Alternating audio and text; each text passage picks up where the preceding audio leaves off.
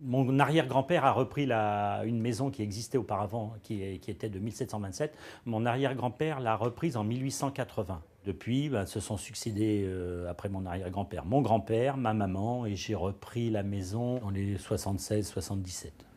Nous, on fabrique des fleurs et des plumes, évidemment, des fausses fleurs et des vraies plumes. On va se servir de tous les tissus pour faire des fleurs et des plumes de différents oiseaux pour fabriquer aussi bien des accessoires qui vont aller sur la tête, sur les vêtements des dames, et pareil pour les plumes, des chapeaux, des garnitures de différentes tailles, de différentes couleurs, avec différents éléments. On est 10 régulièrement, 10 personnes, un chiffre qu'on n'a pas augmenté et qu'on n'a pas diminué depuis 10-15 ans. La particularité de notre savoir-faire, c'est notre savoir-faire lui-même, évidemment, mais disons qu'on a une manière de travailler à la main les fleurs et les plumes. C'est une manière de faire qui, je vais dire, depuis mon arrière-grand-père est exactement la même. On emploie les mêmes outils.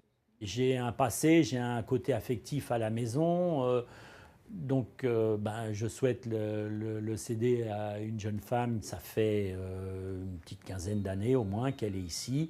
Et un côté affectif, je l'aime bien. Voilà, je pense que si tout se passe bien, elle pourra reprendre. Et puis, ça me fera énormément de plaisir et je l'aiderai à continuer tout ce que je pourrais faire, quoi.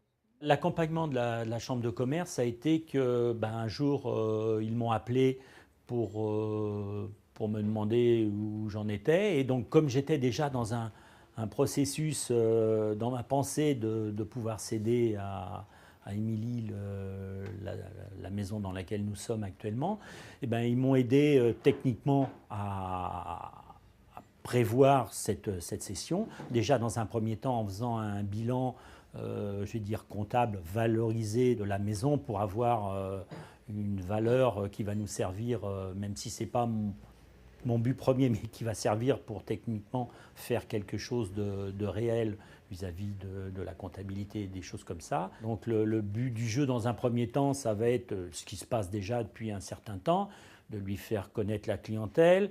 C'est vrai que les gens sont habitués à moi, mais c'est peut-être aussi en certains moments les plus durs d'arriver à ce que les gens, la confiance qu'ils ont en moi, puissent la continuer à travers elle. C'est mon but, que ça se passe bien, que voilà, c'est ce que j'ai dans la tête et dans le cœur, et puis on va essayer de faire que tout se passe bien.